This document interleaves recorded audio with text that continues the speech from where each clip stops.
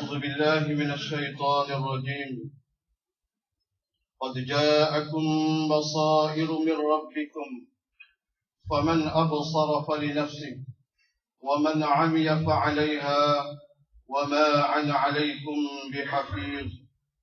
Katakanlah wahai Muhammad, sesungguhnya telah datang kepada kamu keterangan-keterangan dari dalil dan bukti dari Tuhan kamu.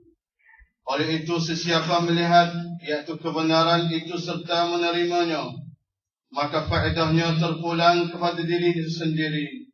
Dan sesiapa buta iaitu enggan menerimanya, maka bahayanya tertimpa ke atas dirinya sendiri.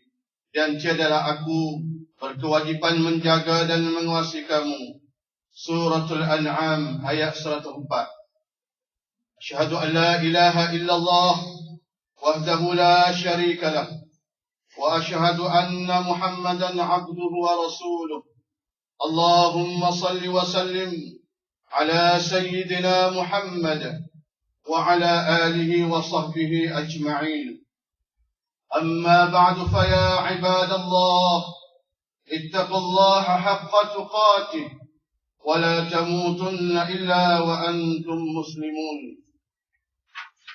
Sidang Jumaat yang dirahmati Allah Subhanahu wa taala. Saya ulangi pesanan takwa untuk diri saya dan tuan-tuan sekalian. Pesanan ini sangat penting untuk diulang-ulang dan dihayati dalam hidup kita, khususnya di zaman kita yang begitu mudah lupa kepada Allah Subhanahu wa taala. Sedarilah kita semua, Allah Subhanahu wa taala adalah Tuhan kita. Dialah yang menjadikan kita, dialah yang memberi peluang untuk kita hidup di alam ini, dan dialah yang memberi nikmat rezeki kepada kita. Tuan-tuan yang saya kasihi sekalian, firman Allah Subhanahu wa taala di dalam suratul Qari'ah ayat 1 hingga 6, ayat 1 hingga 5. A'udzu billahi minasy syaithanir rajim. Al-qari'atu mal qari'ah wa ma adraka mal qari'ah. Yawma yakunu an-nasu kal farashil mabthus wa takunul jibalu kal 'ihnil manfush. Artinya, hari yang menggemparkan. Apa dia hari yang menggemparkan itu? Dan apa jalannya engkau dapat mengetahui kedahsyatan hari yang menggemparkan itu? Iaitu hari qiyamah. Hari manusia menjadi seperti kelkatu yang terbang berkeliaran, dan gunung ganang menjadi seperti bulu yang berterbangan. Ayat-ayat di awal suratul Qari'ah merupakan sebahagian berita daripada suasana berlakunya hari qiyamah. Allah Subhanahu wa taala menggunakan kalimah al-haqqah dan at-tammatul kubra bagi menggambarkan kepada manusia tentang suasana qiyamah. Begitu juga suratul Zalzalah dimulai dengan apabila bumi digegarkan dengan gegaran yang sedahsyat-dahsyatnya. Suratul Ghashiyah dimulai dengan sudahkah sampai kepadamu wahai Muhammad perihal hari qiyamah, bencana dahsyat. Suratul Insyiqaq dimulai dengan apabila langit terbelah. Suratul Takwir dimulai dengan apabila matahari digulungkan dan apabila bintang-bintang gugur berselerak, dan apabila gunung ganang dialihkan dari tempatnya. Inilah antara gambaran-gambaran qiyamah yang dikhabarkan di dalam Al-Quranul Karim. Kita tidak dapat merasai, kita tidak dapat pernah mengalami bagaimana rupa dan keadaan sebenarnya berlaku qiyamah kepada kita. Tetapi sedarkah kita semua, sebahagian daripada kita pernah mengalami keadaan dan suasana seperti ini? Kita pernah melihat sikap panik dan gelabahnya manusia apabila mengetahui adanya letupan di angkasa. Begitu juga serpihan-serpihan daripada objek yang berlanggaran jatuh ke bumi. Kita pernah mengalami beberapa gegaran dan melihat betapa dahsyatnya gempa bumi di Jepun dan di Indonesia, bahkan di negara-negara lain. Bencana tsunami yang menelan negara Aceh dan sebahagian negara Jepun begitu menggerunkan hati dan jiwa kita.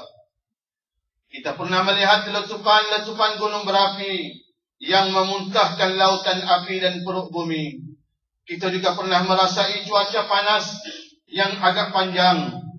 Kita juga pernah merasai taufan yang memusnahkan rumah kediaman dan hasil pertanian.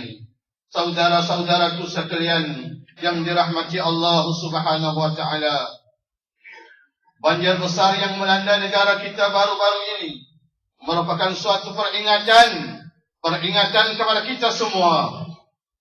Peringatan keras yang datangnya daripada pentadbir dan pemilik alam, Allah Subhanahu wa taala.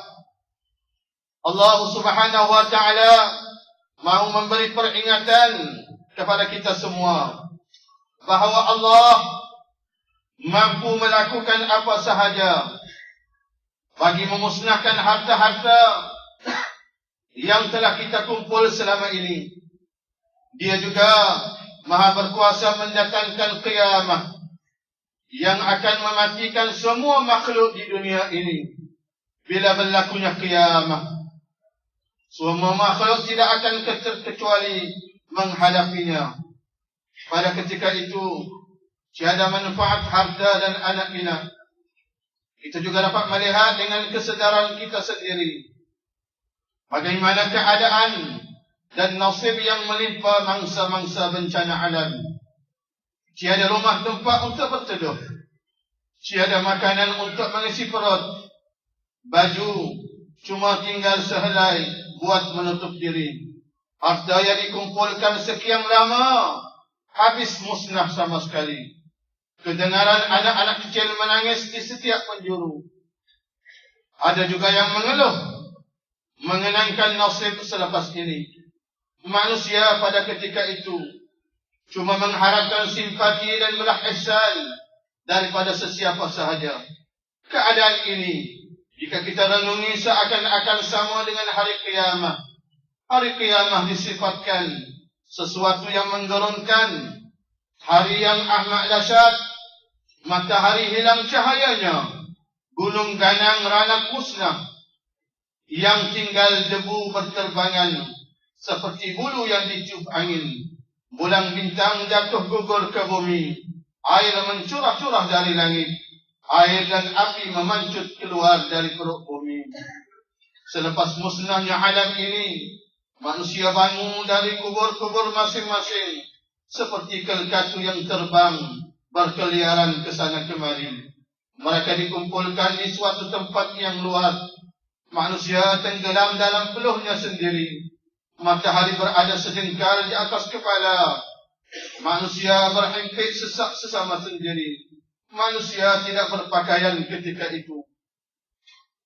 Manusia pada hari tersebut mencari-cari di manakah penolongnya untuk menyelamatkan dirinya dari huru-hara qiyamah. Pada hari itu, siapakah yang mampu menyelamatkan kita? Adakah kita mampu menyelamat diri kita sendiri? Adakah mampu kita menyelamat diri sendiri atau orang lain? Anak atau isteri kita?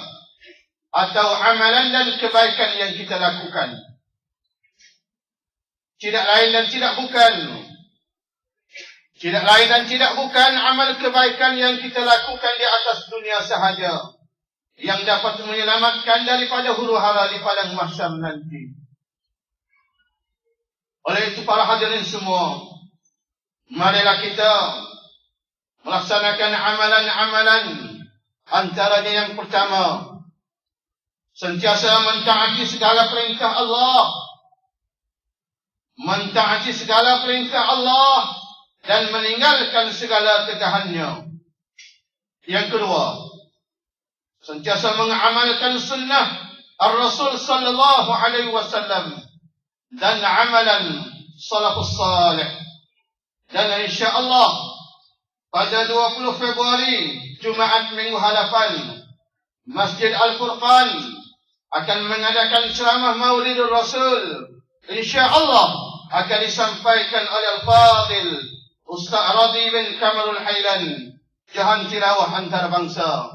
Saya menyuruh pada para hadirin, sama-samalah kita menghadiri, kita sentiasa mengamalkan sunnah Ar-Rasul sallallahu alaihi wasallam dan amalan salafus salih. Yang ketiga, tidak meninggalkan salat fardu walaupun keadaan ketika sakit. Yang keempat, melakukan salat fardu secara berjamaah di masjid atau surau. Yang kelima, sentiasa membaca Al-Quran dan berzikir. Yang keenam, sentiasa berpuasa sunat. Yang ketujuh, sentiasa melakukan ibadat qiyamul lail. Yang kedelapan, sentiasa bersedekah fi sabilillah. Yang kesembilan, memuliakan orang yang lebih tua dan menyantuni orang muda. Yang terakhir, mengasihi anak yatim dan fakir miskin. Barakallahu li wa lakum fil Qur'anil azim wa nafa'ani wa iyyakum bima fihi min al-ayati wa dhikril hakim. وتقبل مني ومنكم تلاوته إنه هو السميع العليم واستغفر الله العظيم لي ولكم ولسائر المسلمين والمسلمات والمؤمنين والمؤمنات فاستغفروه ويا فوز المستغفرين ويا نجاة التائبين.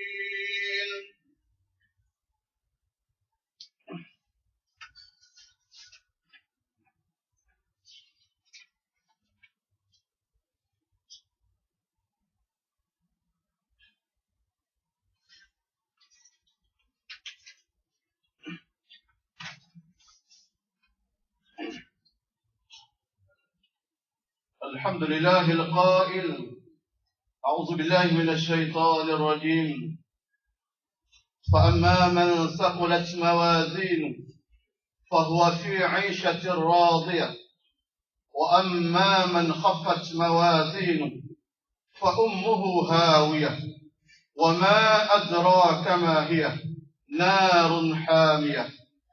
Setelah berlaku demikian, maka manusia akan diberikan tempat menurut amal masing-masing.